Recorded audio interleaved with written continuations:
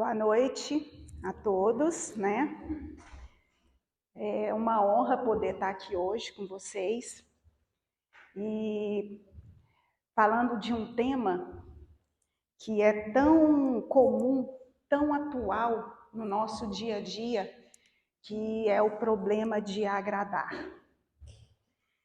Na realidade, antes da gente começar a palestra do dia, eu quero trazer algumas reflexões que esse tema me traz, tá?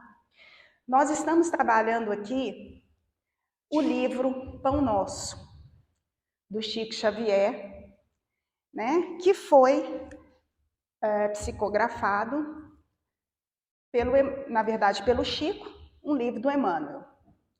Então eu acho que é muito interessante, num primeiro momento, a gente pensar o seguinte: ao que nos remete a leitura do Pão Nosso? O Pão Nosso, ele é um livro diário. Ele é um livro que traz ensinamentos do Emmanuel para o nosso dia a dia. Eu falo que é um livro que ele acolhe, é um livro que acalenta o nosso coração. O Emmanuel nos traz percepções do dia a dia e da tua experiência nas reencarnações, inclusive que já esteve, né, das suas vivências, para nos trazer esse movimento de acolhimento. E quando esse capítulo 47, Emmanuel nos traz essa questão do agradar, eu vou entrar um pouquinho aqui também para a gente falar hoje do Evangelho, para a gente falar um pouco sobre a Bíblia, que acho que é importante da gente entender também alguma das situações que envolvem esse capítulo. Então, Emmanuel, através de Chico, começa o capítulo 47 com a seguinte frase: se estivesse ainda agradando aos homens, não seria servo do Cristo. Paulo, Gálatas, capítulo 1, versículo 10. Então vamos um pouquinho, né? Vou sair um pouquinho aqui do Pão Nosso para esse capítulo fazer mais sentido para a gente. Quando a gente fala sobre Paulo, Paulo é responsável por 13 epístolas no Novo Testamento. A Bíblia, ela é dividida entre o Antigo e o Novo Testamento. No Antigo Testamento eu tenho 39 livros. No Novo Testamento eu tenho 27 livros. Paulo é discípulo do Cristo. E assim como todos os outros discípulos, o que acontece? Após a morte do Cristo, a morte em carne, eles então vão expandir, vão desenvolver o cristianismo nesse novo modelo. Então, Gálatas, assim como Romanos, assim como Coríntios, na realidade são os povos que vão receber esses novos ensinamentos a respeito de Cristo. Testamento em hebraico quer dizer o quê? Aliança. Então, quando a gente fala do Novo Testamento, a gente está falando da nova aliança. No Antigo Testamento, o que é que eu tenho no Antigo Testamento como base? Eu tenho Deus garantindo à humanidade, Deus dizendo à humanidade que o Messias iria vir para trazer novas experiências, para trazer nova vida para o povo. No Novo Testamento, já é o movimento dessa formação da nova forma de entender. Esse trecho, ele também é chamado, né, de Carta da Liberdade, porque é exatamente quando Paulo trata que não há salvação sem que haja a fé em Cristo. Porque já estava se percebendo que o povo gálato trazia já situações, percepções, experiências e vivências relativas ao Antigo Testamento. Qual a diferença? No Antigo Testamento, nós tínhamos o culto a um Deus em que havia morte de animais, sacrifício, no caso, uso de objetos para se fazer uma adoração. E já no Novo Testamento, que Paulo passa a fazer parte desse novo ciclo, o que a gente tem? A adoração de um Cristo, de um único Cristo que leva a Deus. Então, quando ele nos traz essa percepção, ele diz o seguinte, que precisamos, dentro da gente, fazer um ajuste para que a coisa do humano tenha também peso, mas que precisamos nos atentar que não tem como agradar ao homem servindo a Deus em sua totalidade. E agora a gente vai entrar um pouquinho nesse capítulo, ok? Então, por que eu quis trazer isso? Para a gente compreender também essa nova fase, o Novo Testamento. Porque às vezes a gente escuta falar de Antigo e de Novo Testamento, mas a gente não faz nem ideia, ou não tem essa clareza do que se trata. A gente não tem essa clareza, né? E quando a gente fala de evangelho, inclusive o evangelho que nós espíritas temos como base, ele carrega muito dessa história que a gente está contando aqui. Então, vamos lá. O primeiro parágrafo do capítulo 47, eu gosto de dizer que ele é a base de tudo. Ele é a base de todo o capítulo. E ele diz o seguinte: os sinceros discípulos do Evangelho devem estar muito preocupados com os deveres próprios e com a aprovação isolada e tranquila da consciência. Nos trabalhos que foram chamados a executar, cada dia, aprendendo a prescindir das opiniões desarrazoadas do mundo. O que isso quer dizer, né, gente? Então, vamos lá. O que eu acabei de falar para vocês? A gente está vivenciando uma nova era em que o Cristo nos chega com uma perspectiva da mudança do homem. A gente passa a adorar esse Filho de Deus. A gente passa a adorar este Deus. Dentro desse contexto, o que é que se espera? Se espera que aqueles que seguirem o Evangelho, aqueles que seguirem esse movimento do Evangelho, eles, na verdade, estão passando a perceber as suas atitudes diante do todo. O que eu estou querendo dizer com isso? A partir de agora, né, as minhas responsabilidades passam a ter um volume muito grande dentro desse contexto. Enfim, a partir de agora, o que é que Emmanuel nos traz dentro desse contexto? Que muito daquilo que a gente vai vivenciar tem a ver com o quê? Essa Janaína que está aqui, ela é matéria. Mas o espírito da Janaína já está aqui há muitos e muitos anos. Então, o que é que eu trago na minha alma? Velhos ou novos hábitos? Eu trago velhos hábitos. E esses velhos hábitos vão fazer o quê? Vão fazer com que eu acabe tendenciando muitas das vezes a procurar novamente situações em que lá atrás eu já derrapei. Então, os discípulos, né? Porque quem são os discípulos? Os discípulos são aqueles que estão aprendendo, são aqueles que buscam o evangelho como um todo, assim como dentro da nossa religião nós tivemos Chico, temos Divaldo, tivemos Arigó, e por aí vai, tantos.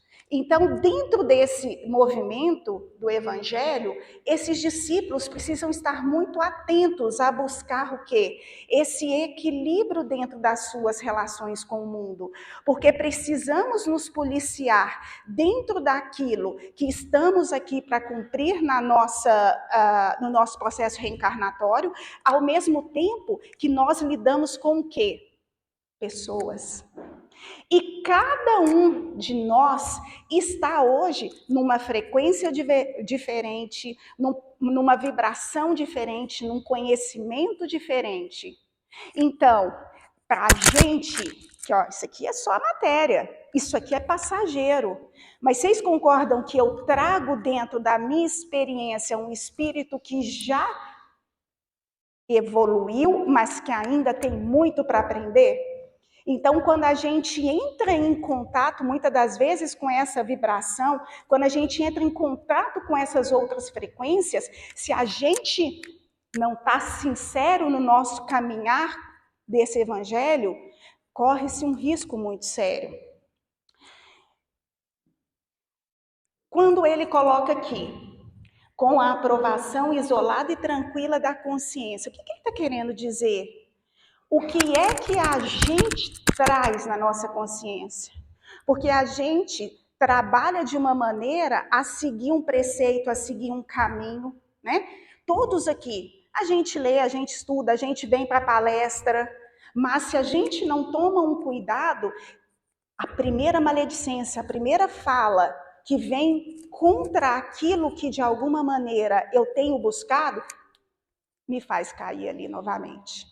Então, quando ele fala que a aprovação isolada e tranquila da consciência o que é aquilo que eu realmente acredito como uma referência para o meu crescimento? O que é importante para o meu crescimento? Ao final, ele diz assim, aprendendo a prescindir das opiniões desarrazoadas do mundo. Palavrinha difícil, né? Vamos facilitar essa palavra? Aquilo que não é razoável. Aquilo que não bate comigo. Então, eu tenho buscado evoluir no sentido espírito, eu tenho que ficar atento, porque lembremos, né? Carregamos muitos velhos hábitos, verdade seja dita. E a gente está aqui exatamente para quê? Para evoluir dentro desse contexto. Então, esse parágrafo, ele é o resumo praticamente do capítulo 47, em que como é que é o título? O problema de agradar. Porque fica difícil, muitas das vezes, a gente seguir os preceitos do nosso processo evolutivo em contrapartida nessa necessidade de agradar, de ouvir, de seguir pessoas no nosso dia a dia. Tá? Esse aqui eu vou bem devagarzinho. Muita inexperiência e invigilância revelará o mensageiro da boa nova que manifeste inquietude com relação aos pareceres do mundo ao seu respeito. O que acontece aqui? Às vezes, a gente está ali no caminho. E acontecem situações que vão nos deixando o quê? Amargurados, frustrados, decepcionados. Né? A gente, no decorrer dessa nossa caminhada, acaba ficando extremamente, e muitas das vezes, questionando a nossa própria fé. Não é assim? Às vezes a gente vai ali dar uma questionada, vai acontecendo coisa no dia a dia que a gente se questiona, por que disso comigo? Né? Enquanto assim, algumas pessoas chegaram aqui hoje, estavam passando umas frases antes em que dizia o Chico, né? Uma frase do Chico que ele diz assim, ninguém nasce errado, né? Ninguém passa por um processo reencarnatório errado, algo desse tipo, do tipo assim, primeiro, ninguém nasce numa família que não é um aprendizado. Né? Então, dentro disso, não nasce, gente.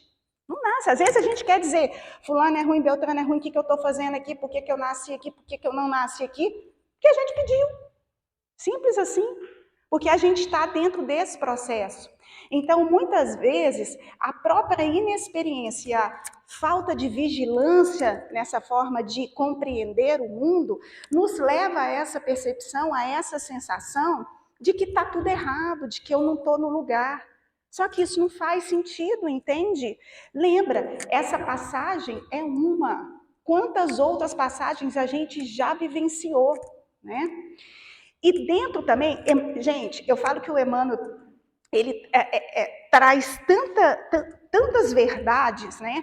E como eu disse anteriormente, o Pão Nosso, ele é um livro diário, que se a gente está com o coração aberto para poder ouvir, para poder escutar o que ele nos traz ali, acalma muita coisa dentro da gente. Então ele traz a seguinte situação: quando se encontre na prosperidade material, em que o mestre lhe confere mais rigorosa mordomia, muitos vizinhos lhe perguntarão maliciosos pela causa dos êxitos sucessivos em que se envolve. E quando penetra o campo da pobreza e da dificuldade, o povo lhe atribui as experiências difíceis, as supostas defecções ante as sublimes ideias esposadas. O que ele diz aqui para a gente? Que se a gente não está atento, a maledicência, ela vem de todos os aspectos. E eu falo que ela é tão fantástica, né, que ele antevém. Aqueles que apresentarem riquezas materiais, de alguma maneira, vão ser questionados. E aqueles também que não apresentarem, né? Quantas e quantas vezes a gente escuta do qual é o quê? O castigo, o sacrifício. Essa pessoa está passando por essa situação de queda, de dificuldade, de tudo mais, porque fez isso, porque fez aquilo outro. Tem uma passagem, acho que é Mateus, que fala sobre Jesus e João Batista. E nessa passagem de Mateus, narra o seguinte: João Batista jejuava, Jesus o quê? Na ceia, comeu, bebeu. Então, tem um momento que cita isso no Evangelho, que as pessoas diziam que João Batista estava o quê? Tomado pelo demônio. Porque como que ele conseguia jejuar? E que Cristo era um fanfarrão, era um beberrão. Porque o Cristo, no seu posicionamento, ao final, o que ele fez? Ceiou ali com os seus apóstolos. Então, o que ele traz com isso? Né? Mostra o seguinte: o que quer que a gente faça, vão ter níveis diferentes de compreensão sobre aquilo ali que a gente está fazendo. Então, o problema de agradar começa exatamente nesse momento em que, de alguma forma, eu quero agradar a Deus e quero agradar aos homens. Então, qual é a minha escolha? O que me mantém de consciência com aquilo que eu sinto, que eu intuo, que eu estou aqui para desenvolver, tá?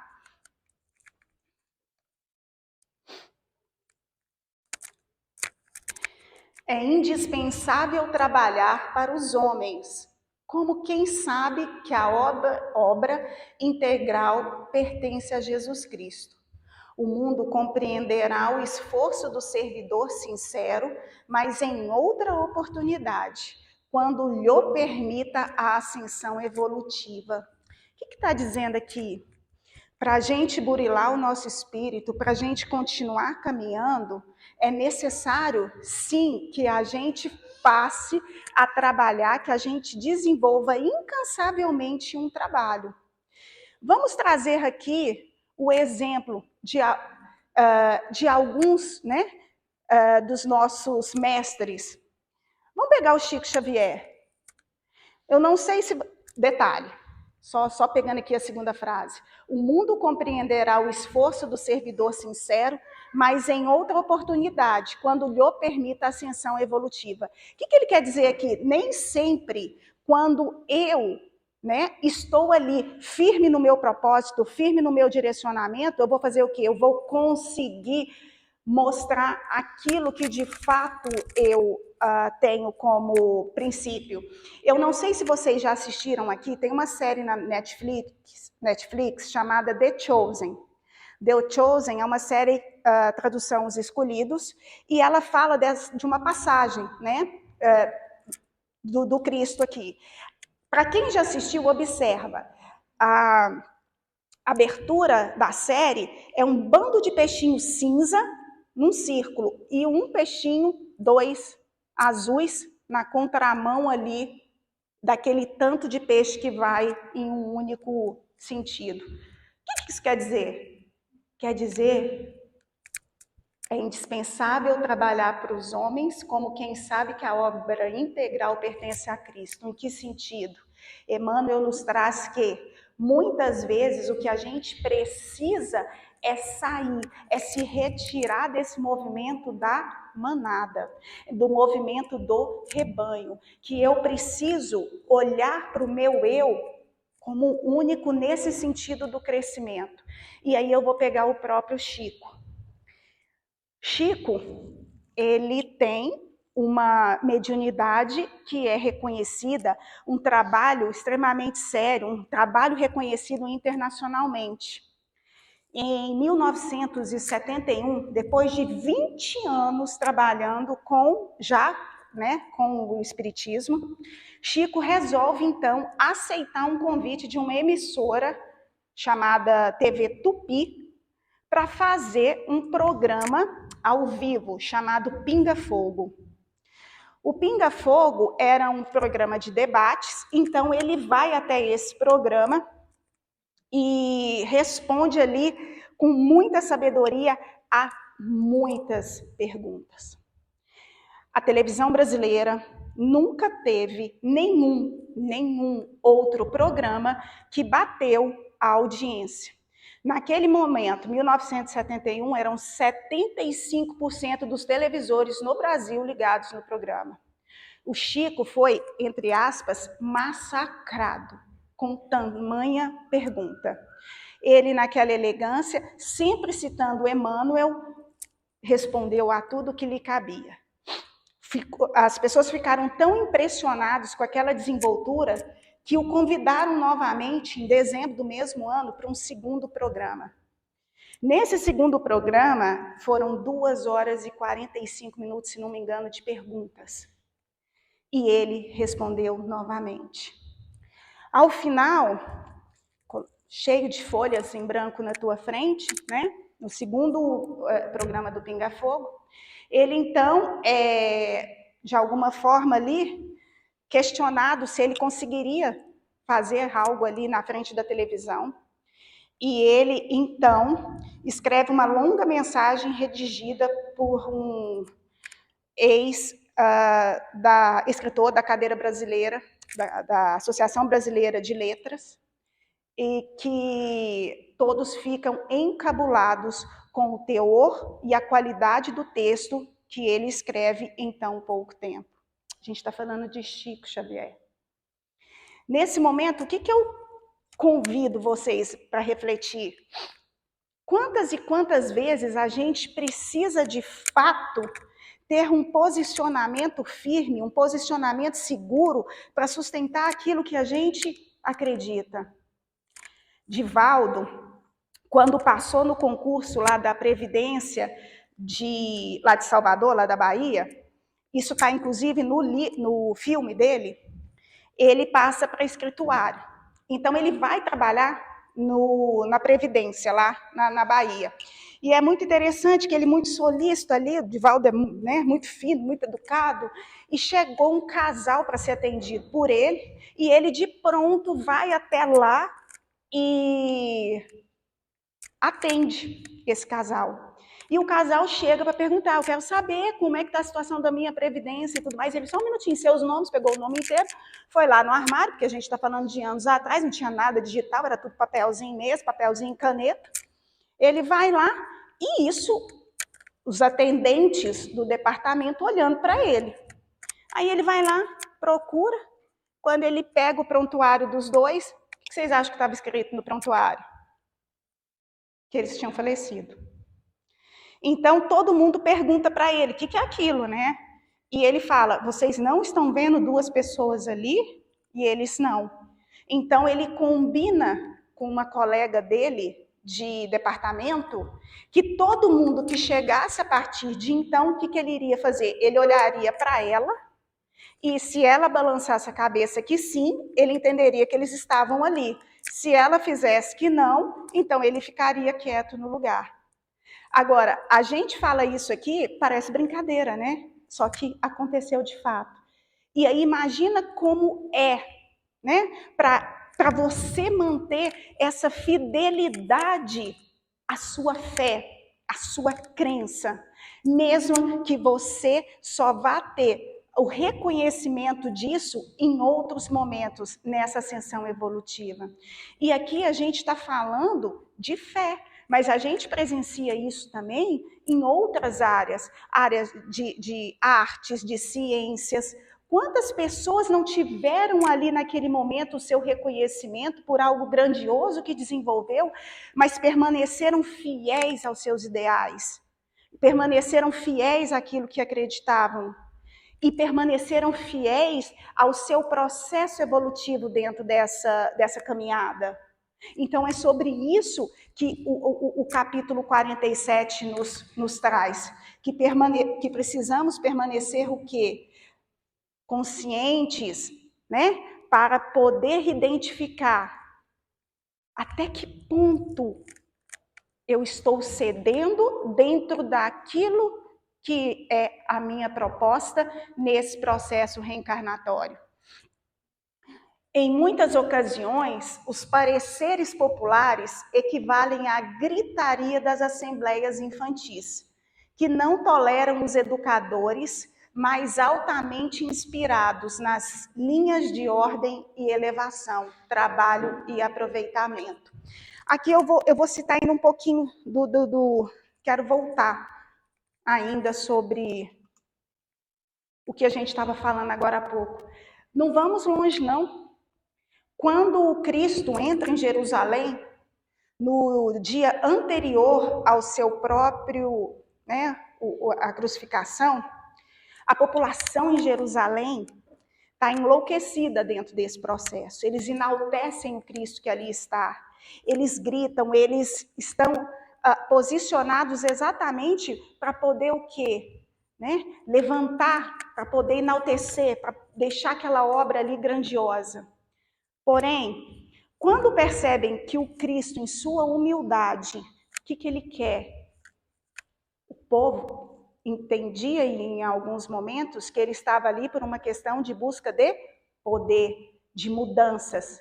E quando ele percebe, o povo, que esse mesmo Cristo é o Cristo que não vai buscar poder, mas que humildemente está querendo através, não ser modelo, mas através da sua percepção de mundo, do seu processo evolutivo, trazer uma outra forma de ver a humanidade, de se conectar a Deus através de uma outra maneira, o que esse povo faz? Esse povo julga.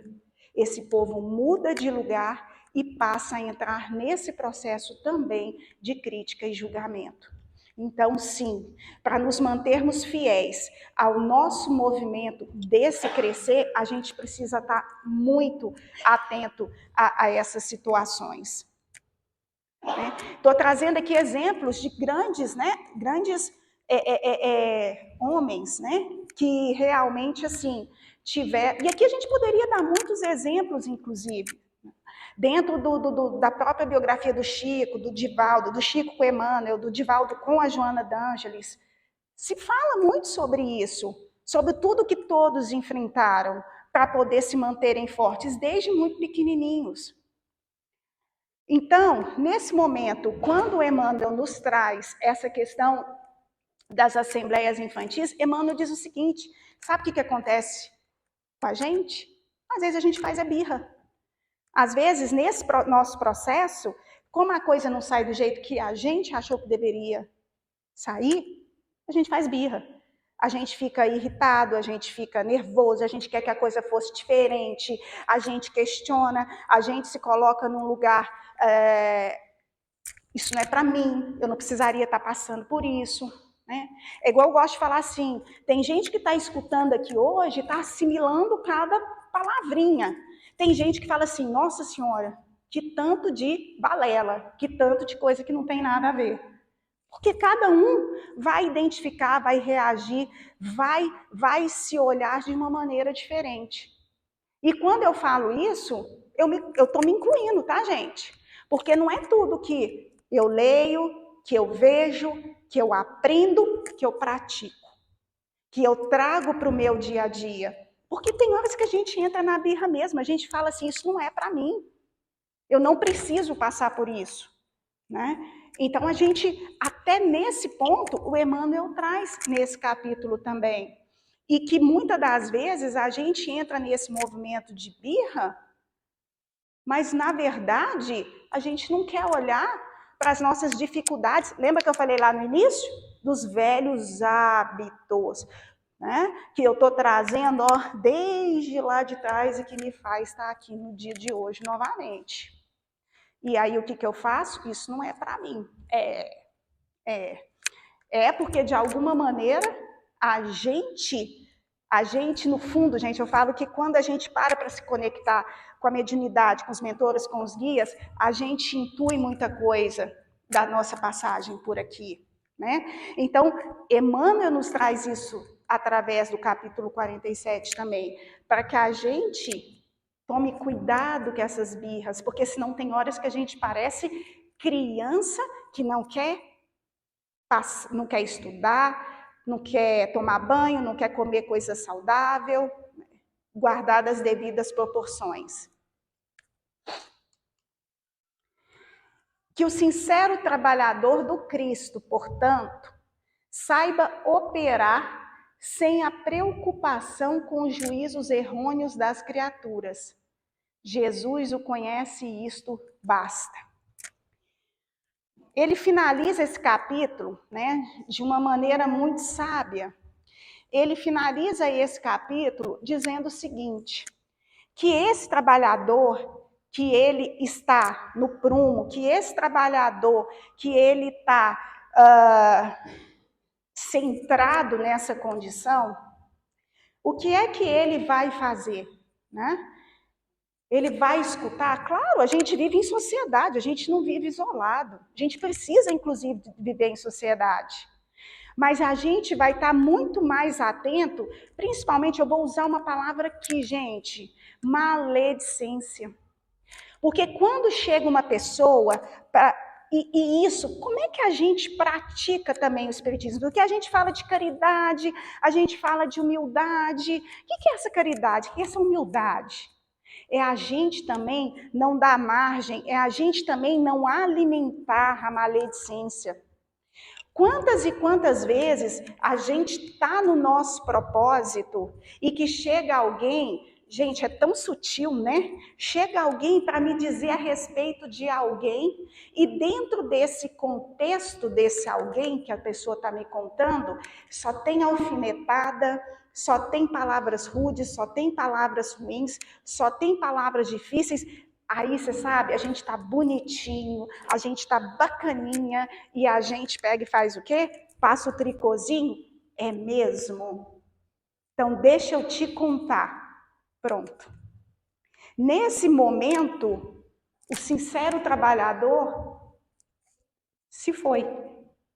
Porque a gente precisa compreender, nós precisamos compreender que essa condição, nós precisamos compreender que também a caridade é um processo que a gente precisa aprender a se calar. Volto a dizer, problema de agradar. Quando a pessoa chega dentro desse contexto, muitas e muitas vezes, o que nós pensamos? Precisamos falar algo, corresponder algo, dizer algo sobre. Não, não precisamos. Eu vou dar a dica. Alguém começou a vir falar mal de alguém perto de vocês, vocês vão fazer esse exercício. Se calem. Não precisa falar nada, nem que está certo, nem que está errado. Se já não alimentar o que está sendo dito, vocês vão ver o efeito imediato nisso. Vocês sabem por quê? Porque a pessoa que vem, ela vem buscando o quê? Gente, ela vem para angariar pessoas para seguir esse movimento junto com ela. Então, dentro desse capítulo, se a gente pudesse fazer esse resumo, né, como eu disse que o primeiro parágrafo ele é muito importante, ele traz exatamente isso para a gente.